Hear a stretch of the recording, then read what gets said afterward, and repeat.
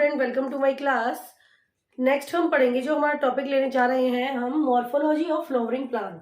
ठीक है, ये नीट का बहुत इंपॉर्टेंट टॉपिक है और ये बहुत बार पूछा जाता है। ठीक है, तो आज हम इसके बारे में डिस्कस करेंगे कि मॉर्फोलॉजी ऑफ फ्लावरिंग प्लांट क्या होती है। देखो, सबसे पहले हम इस टर्म को देखेंगे। आज हम ये लेसन यहीं पे याद करके जाएंगे। आज हम इस लेसन में जो पढ़ेंगे आपको आगे पता लग जाएगा कि हम इसमें कौन सा प्लांट है, कौन सा पार्ट पढ़ेंगे। ठीक है, तो हमारी मॉर्फोलॉजी होती है, सबसे पहले जो टर्म है मॉर्फोलॉजी, हम इसको डिस्कस करेंगे कि वाई हम क्यों पढ़ रहे हैं मॉर्फोलॉजी क्यों पढ़ रहे हैं। ठीक है, तो मॉर्फोलॉजी का मतलब क्या होता है? मॉर्फोलॉजी क्या होती है? एक ब्रांच होती है साइंस की, जिसमें हम किसी भी लिविंग ऑर्गेनिज्म के जो आउटर स्ट्रक्चर को देखकर हम कुछ भी डिटेल बताते हैं। ठीक है, जैसे कि अगर मैंने कोई प्लांट ले लिया तो उसके मैं बाहर के स्ट्रक्चर को देखकर उसकी लीफ कैसी है या उसका फ्लावर कैसा है। ठीक है, ये हम उसके बाहर के स्ट्रक्चर को देख के बता रहे हैं, तो that is called the morphology. वो क्या कहलाती है? मॉर्फोलॉजी। ये आपके दिमाग में बहुत क्लियर होना चाहिए कि मॉर्फोलॉजी क्या होती है। देखो, दो वर्ड होते हैं, मॉर्फोलॉजी और एनाटॉमी। जो मॉर्फोलॉजी होती है वो बाहरी स्ट्रक्चर होती है, एनाटॉमी जो होती है हम उसका सेक्शन काट के फिर उसके अंदर के स्ट्रक्चर को देखते हैं कि उसकी सेल्स किस तरह रिप्रेजेंट कर रही है अपने आप को। ठीक है, तो मॉर्फोलॉजी क्या होती है? देखो, जैसे कि मैंने आपको बताया था कि morphology is the branch of the biological science. ये किसकी ब्रांच है? एक बायोलॉजिकल साइंस की, which deal the with the study to form size, color and structural and relative position of the various part of organism. देखो, ये क्या बताती है? किसी भी वेरियस पार्ट का साइज कैसा है, वो छोटा है, बड़ा है।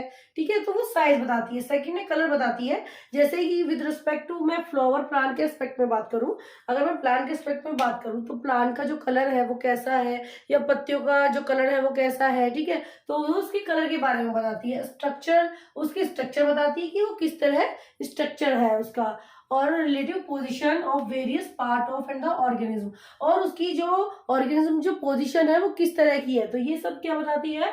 मॉर्फोलॉजी बताती है। ठीक है, तो ये आपको पता लग गया होगा अभी तक तो कि मॉर्फोलॉजी क्या होती है। देखो, ये आपको लेसन यही पढ़ना है। ठीक है, तो आप इस चैप्टर को यही समझ के जाना कि ये होता क्या है। अब देखो, हमें मॉर्फोलॉजी की इंपॉर्टेंस क्या होती है, हमें मॉर्फोलॉजी, ये मॉर्फोलॉजी प्लांट की क्यों जरूरी है? आइडेंटिफिकेशन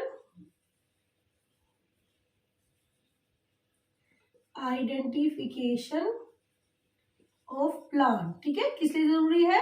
ताकि हम प्लांट की आइडेंटिफिकेशन कर सके। प्लांट की आइडेंटिफिकेशन के लिए मॉर्फोलॉजी जरूरी होती है। ठीक है, और ये हमें इंफॉर्मेशन देती है। सेकंड है, ये हमें इंफॉर्मेशन देती है of various species of the plant. ठीक है, ये बहुत सारी जो स्पीशीज होती है, क्योंकि प्लांट एक तरह के तो होते नहीं है, बहुत सारे होते हैं, तो उसके बारे में हमें क्या देती है? ये इंफॉर्मेशन देती है। ठीक है, फर्स्ट हो गया आइडेंटिफिकेशन, सेकंड हो गया इंफॉर्मेशन, थर्ड, अगर किसी भी प्लांट में डेफिशिएंसी है, ठीक है, या फिर कोई टॉक्सिक, ठीक है, अगर कोई प्लांट में डेफिशिएंसी है किसी भी न्यूट्रिएंट की, या वो टॉक्सिक सिम्टम्स है, तो हम मॉर्फोलॉजी से उस प्लांट के बारे में इंफॉर्मेशन ले सकते हैं कि वो कैसा है, या उसमें कोई मिनरल्स की एक्सेस तो नहीं है, या फिर कमी एक्सेस तो नहीं है, या फिर लैक तो नहीं है। ठीक है, तो ये मॉर्फोलॉजी के एग्जाम्पल है कि हम मॉर्फोलॉजी को क्यों पढ़ रहे हैं। देखो, हम मॉर्फोलॉजी क्यों पढ़ रहे हैं? आइडेंटिफिकेशन के लिए, इंफॉर्मेशन के लिए, या कोई प्लांट की डेफिशिएंसी हो गई किसी न्यूट्रिएंट की, या किसी प्लांट में एक्सेस हो गया न्यूट्रिएंट का, तो हम उसके बाहर के स्ट्रक्चर को देख के पता लगा सकते हैं।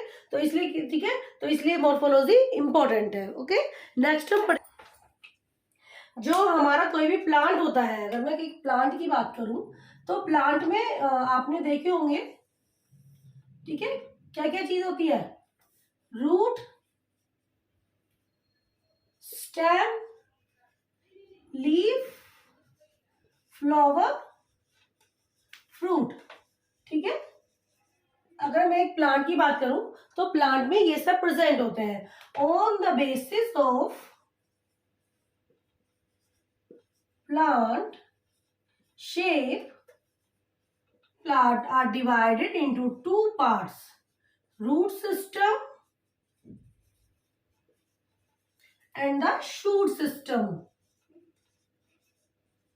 ठीक है, देखो बच्चों, हमने मॉर्फोलॉजी पढ़ ली है, मतलब कि हमने मॉर्फोलॉजी क्यों जरूरी है और क्यों हमें मॉर्फोलॉजी हम पढ़ रहे हैं, क्या इंपॉर्टेंस है। अब हम फ्लावरिंग प्लांट की मॉर्फोलॉजी पढ़ रहे हैं, ठीक है। अब हम फ्लावरिंग प्लांट की मॉर्फोलॉजी पढ़ रहे हैं। तो हमने एक प्लांट को इतने भागों में डिवाइड किया है, लेकिन प्लांट शेप के अकॉर्डिंग जो होती है फ्लावरिंग प्लांट जो होता है, फ्लावरिंग प्लांट जो होता है वो कितने 2 भागों में डिवाइड है, 2 पार्ट में डिवाइड किया गया है। देखो, फर्स्ट है रूट सिस्टम, सेकंड है शूट सिस्टम, ठीक है। अब अगर हम रूट सिस्टम की बात करें तो हम रूट सिस्टम में देखो क्या पढ़ेंगे, इसके शेप या स्ट्रक्चर, फंक्शन पढ़ेंगे एंड टाइप्स और मॉडिफिकेशन। तो आज का हमारा टॉपिक है रूट, ठीक है। आज का हमारा टॉपिक है रूट। हम इसमें स्ट्रक्चर, फंक्शन और उसकी टाइप और मॉडिफिकेशन पढ़ेंगे। लेकिन अगर हम शूट सिस्टम की बात करें, ठीक है, शूट सिस्टम में क्या होता है, नोट्स, इंटर नोट्स, ठीक है, उनपे क्या लगी होती है, लीफ, फ्लावर, फ्रूट, ठीक है। ये हमारा शूट सिस्टम है, इसको भी हम 1 बाय 1 पढ़ेंगे। अभी हम क्या पढ़ेंगे, आज हमारा टॉपिक है रूट।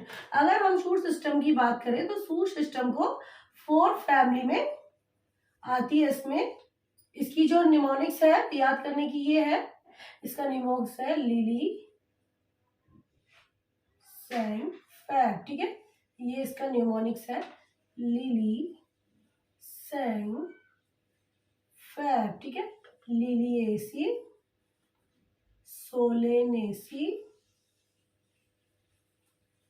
फैबेसी, ब्रैसिकेसी, ठीक है।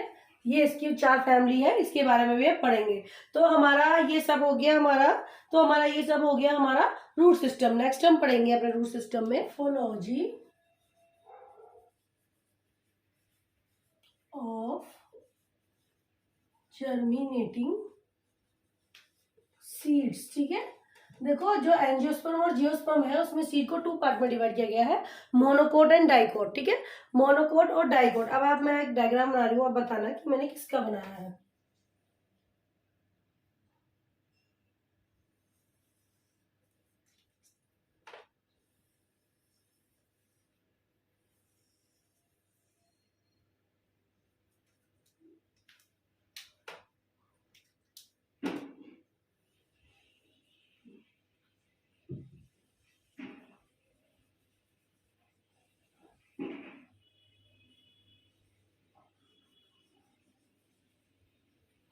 ठीक है, देखो ये है एक डाइकोट का डायग्राम, ठीक है। किसका डायग्राम है, डाइकोट प्लांट का डायग्राम।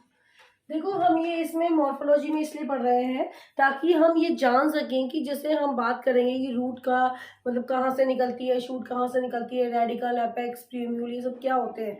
उस चीज़ को क्लियर करने के लिए हमें पहले ये पढ़ना होगा कि जर्मिनेटिंग सीड की स्ट्रक्चर कैसी होती है। देखो, अब जो ये इसके जो बीच का जो हिस्सा होता है ये कहलाता है कॉटिलिडन्स एक्सिस, ठीक है। ये क्या कहलाता है, कॉटिलिडन्स एक्सिस। और जो ऊपर का हिस्सा होता है ये होता है प्रीम्यूल, और नीचे का हिस्सा जो होता है वो क्या होता है, रेडिकल, ठीक है। जो हमारा प्रीम्यूल और रेडिकल, ठीक है। जो ऊपर का पार्ट होता है इसको बोलते हैं एपिकोट, होता है प्रीम्यूल से, इसको बोलते हैं एपिकोटाइल। और जो नीचे का होता है इसको बोलते हैं हाइपोकोटाइल, ठीक है। ये क्या है दोनों, ये दोनों है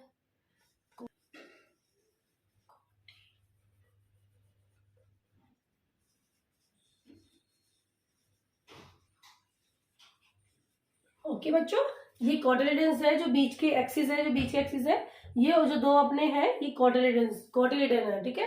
ये एपिकोटल है, एपोकोटल है। अब देखो, जो प्रीम्यूल होता है ये बनाता है फ्यूचर रूट, सॉरी, ये बनाता है फ्यूचर शूट, ठीक है। शूट मतलब कि हमारा स्टेम बनाता है।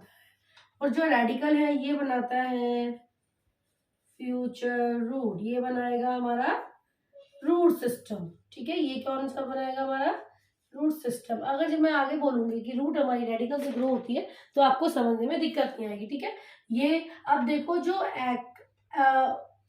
रेडिकल और जो कोटलेडन्स के बीच का हिस्सा होता है वो क्या कहलाता है, हाइपोकोटाइल। और जो प्यूम्यूल और कोटलेडन्स एक्सिस के बीच का हिस्सा होता है वो कहलाता है एपिकोटाइल, ठीक है। ये है हमारी जर्मिनेटिंग सीड का। अगर जैसे हम बात करेंगे with respect to the root, तो रूट कहाँ से निकलती है हमारी, जो ये हमारे तिकोना हिस्सा होता है ये रेडिकल, रूट कहाँ से निकलेगी, रेडिकल से। जब हम शूट के बारे में पढ़ेंगे तो हम पढ़ेंगे प्यूम्यूल, ठीक है। प्यूम्यूल क्या होते हैं, ये क्या बनाते हैं, आगे के शूट सिस्टम बनाते हैं। इससे आपको एक जनरल आइडिया आ जाएगा बेसिक कि कैसा होता है हमारा जर्मिनेटिंग सीड का स्ट्रक्चर। रूट की ग्रोथ की बात करें तो रूट क्या होता है, आपने देखा होगा कि रूट जो होती है जमीन के अंदर होती है। जैसे कि मैं बात करूं, ये हमारी जो धरती की सतह है, ठीक है। अब मान लो ये कोई प्लांट है और रूट यहाँ से ऐसे निकलती है, ठीक है।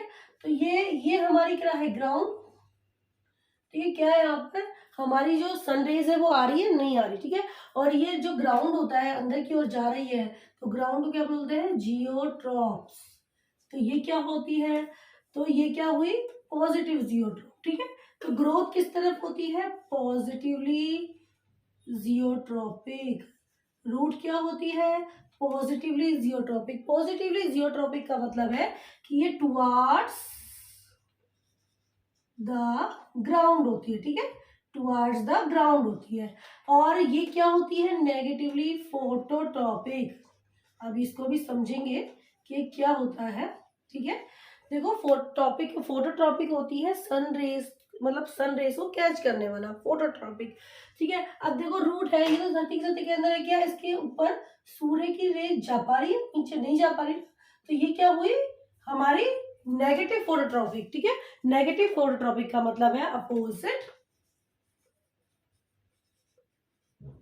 टू द प्लांट डायरेक्शन, ठीक है। ये प्लांट डायरेक्शन की क्या होती है, अपोजिट होती है, ठीक है। तो ये हमारी रूट की ग्रोथ है, किस तरह हमारी रूट की ग्रोथ होती है। इन रीजंस ऑफ रूट, ठीक है। ग्रोथ तो आपको पता लगी गई कि ग्रोथ किस तरह होती है, ये पॉजिटिवली जियोट्रॉपिक होती है और नेगेटिवली फोटोट्रॉपिक होती है, ठीक है। अब हम पढ़ेंगे रीजन ऑफ रूट। जब हम किसी भी रूट को लेते हैं, उसका एक सेक्शन काट के देखते हैं तो उसमें क्या क्या चीजें हमें दिखाई देती है, ठीक है।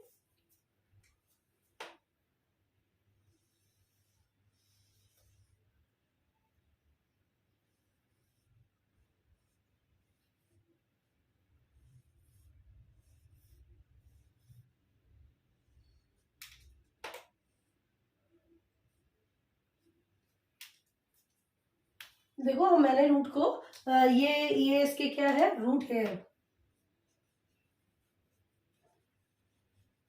ठीक है। अब देखो, मैंने इसको 4 पार्ट में डिवाइड किया है। एक ये हिस्सा है, एक ये हिस्सा है,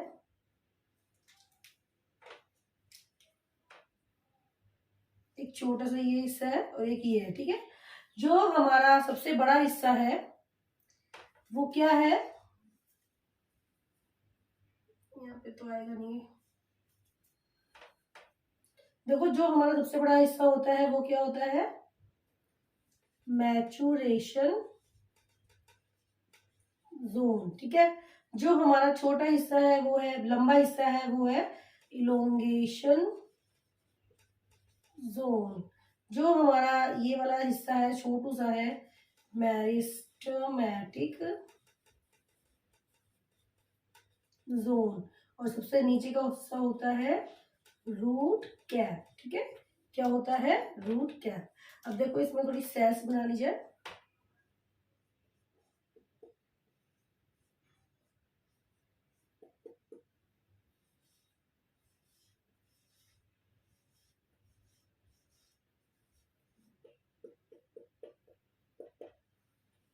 हाँ, तो ये है हमारा रीजन ऑफ द रूट, ठीक है।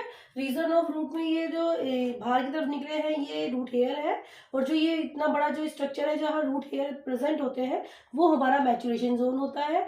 जहाँ हमारी लंबी लंबी सेल प्रेजेंट होती है वो इलेंगोशन जोन होता है। और जहाँ पर ये नीचे का हिस्सा जो होता है ये मेरिस्टेमेटिक जोन होता है, ठीक है। और सबसे लास्ट का हिस्सा होता है रूट कैप, ठीक है। अब सबसे पहले हम ले लेते हैं अपनी मैचुरेशन जोन को। बच्चों ध्यान से समझना कि क्या होते हैं। देखो मैचुरेशन जोन में हेयर लाइक स्ट्रक्चर होते हैं, ठीक है। इसमें क्या दिखाई देते हैं हमें, हेयर लाइक स्ट्रक्चर। जो हमारे हेयर लाइक स्ट्रक्चर होते हैं, इनका काम क्या होता है। देखो जी, ये हेयर स्ट्रक्चर है, इनका सरफेस एरिया जितना बड़ा होगा उतनी ज्यादा ही ये एब्जॉर्प्शन करेंगे। मेन जो मैचुरेशन जोन का वो जो हिस्सा हो गया, जो इसका काम क्या हो गया, देखो जैसे किसी भी सतह पर मान लो कोई जो सतह जितनी चौड़ी होगी उस पर हेयर लाइक स्ट्रक्चर होंगे, वो किसी चीज को ज्यादा एब्जॉर्ब कर लेगी, ठीक है। वो उतने ही ज्यादा वाटर को एब्जॉर्ब कर लेगी। तो इसमें क्या कैपेसिटी होती है एब्जॉर्प्शन की, एब्जॉर्प्शन न्यूट्रिएंट एंड मिनरल्स, ठीक है। ये एब्जॉर्प्शन क्या करती है, न्यूट्रिएंट्स और मिनरल्स का करती है। ये देखो जैसे ही नाम से पता लग रहा है मैचुरेशन की, मैच्योर हो चुकी है, ये बड़ी हो चुकी है, इसका मतलब कि ये इसकी सेल्स क्या होती है, cells are never divide. Cells कभी भी क्या होती है, इसकी डिवाइड नहीं करती है, ठीक है। क्योंकि ये मैच्योर है, मैचुरेशन जोन है, तो इसकी सेल क्या होती है, कभी भी डिवाइड नहीं करती है। ओके, होती है एक तरह की मैच्योर सेल्स होती है। क्या होती है ये, मैच्योर सेल्स होती है, ठीक है। तो आपको याद हुआ मैचुरेशन जोन, जैसे कि नाम से ही पता लग रहा है ये मैच्योर सेल्स होती है, और इनका सरफेस एरिया जितना बड़ा होगा उतना ही ज्यादा क्या होगा, ये प्लांट से न्यूट्रिएंट और कोई भी मिनरल है, वाटर है, उसको एब्जॉर्ब कर पाएगी, ठीक है। और इसमें क्या होती है, ये इसमें हेयर लाइक स्ट्रक्चर होती है, और इसकी सेल्स होती है नेवर डिवाइड, क्या can be never divide, cells कभी भी डिवाइड नहीं करती, क्योंकि क्या होती है, ये मैच्योर सेल्स होती है, ठीक है। सेकेंड ले लेते हैं इलोंगेशन जोन।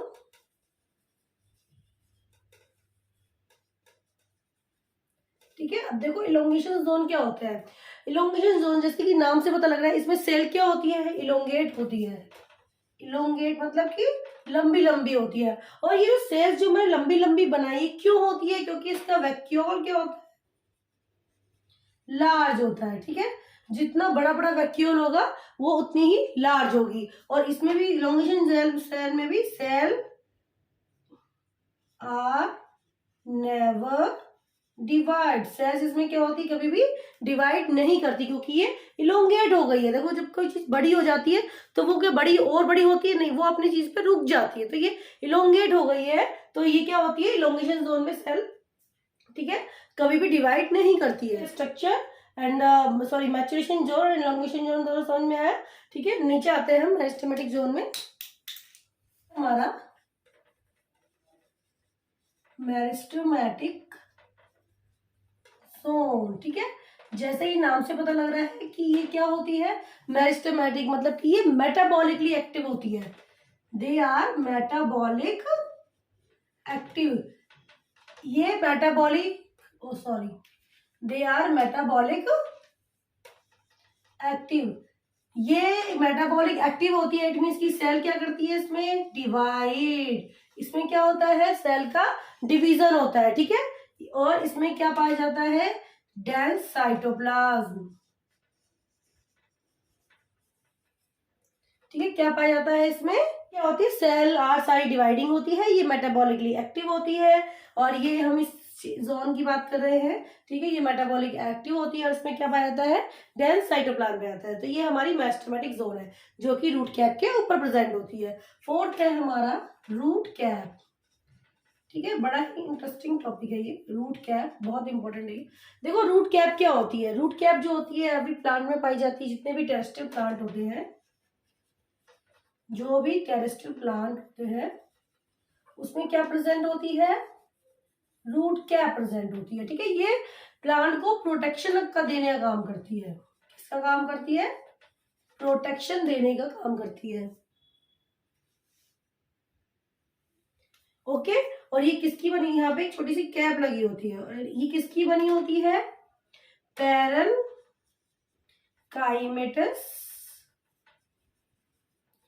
टिश्यू की बनी होती है, ठीक है। ये किसकी बनी होती है? पैरेन्काइमेटस टिश्यू की बनी होती है। देखो जो रूट कैप जो होती है उसका ये काम होता है कि वो जैसे जड़ अंदर की ओर जा रही है, वो कोई डैमेज नहीं हो, डिस्ट्रॉय नहीं हो, तो इस वजह से क्या होता है उसके नीचे सबसे रूट के सबसे नीचे के टिप पे क्या लगी होती है? रूट कैप लगी होती है। ओके, रूट कैप का मतलब आप समझे कि रूट कैप क्यों लगी होती है और ये किसका काम कर रही है? मतलब प्लांट को प्रोटेक्शन दे रही है ना, कि वो अंदर तक अपना कोई भी पानी हो, मिनरल हो, को एब्जॉर्ब कर सके। कैप क्यों होती है? ताकि रूट कैप इसलिए होती है ताकि प्लांट अंदर तक गहराई तक जाकर अपनी जड़ों को फैला सके। ठीक है, अब देखो जो रूट कैप होती है, मैंने लिखा है कि टेरेस्ट्रियल प्लांट में रूट कैप होती है, लेकिन what about the water plant? जो वाटर जो हमारे बात करें उससे पहले एक चीज बताना चाहती हूँ कि रूट कैप में रीजनरेशन की पावर होती है। जो हमारे टेरेस्ट्रियल प्लांट में जितनी भी रूट कैप पाई जाती है उसमें क्या होती है? रीजनरेशन की कैपेसिटी होती है। ठीक है, लेकिन अगर मैं बात करूं एक्वेटिक प्लांट की, एक्वेटिक प्लांट की, देखो जो एक्वेटिक प्लांट होते हैं उसमें रूट कैप नहीं होती। अगर एक्वेटिक प्लांट में रूट कैप नहीं होती तो क्या होती है? ठीक है, अब जैसे कि मैं एक डायग्राम बना देती हूँ। ये एक सतह है, ये पानी भरा हुआ है, यहाँ पे प्लांट है, ये इसकी जड़ें हैं। इसमें रूट कैप की जगह होते हैं ये डब्बे, मतलब कि इसको बोलते हैं रूट पॉकेट। इसको क्या बोलते हैं? Root pocket. जो ये एक्वेटिक प्लांट होते हैं इसमें रूट कैप की जगह क्या होती है? रूट पॉकेट होती है। This cell are never regenerate. इसकी जो रूट होती है ये कैवर कभी भी रीजनरेट नहीं होती है। ये प्लांट को क्या करती है? बैलेंसिंग का काम करती है। क्या करती है? बैलेंसिंग का काम करती है, मतलब प्लांट को स्ट्रेट होने में मदद करती है। ठीक है, और अगर ये एक बार डिस्ट्रॉय हो जाती है तो इसमें रीजनरेशन की कैपेसिटी नहीं होती है, ये कभी भी रीजनरेट नहीं होती है। ठीक है, तो हमारे एक्वेटिक प्लांट में क्या प्रेजेंट होती है? रूट पॉकेट, और ये कभी भी रीजनरेट नहीं होती है और ये प्लांट को बैलेंसिंग करने का काम करती है। बहुत से ऐसे आपको नाम याद होगा जो एक्वेटिक प्लांट है, पिस्टिया, हाइड्रिल्ला, ठीक है, और वाटर हाइएन। तो ये जितने भी हमारे वाटरी प्लांट है इनमें क्या पाई जाती है? Root pocket. तो ये हमारे नीट के एग्जाम में कई बार पूछा जाता है रूट कैप का, तो ये बहुत इम्पोर्टेंट है।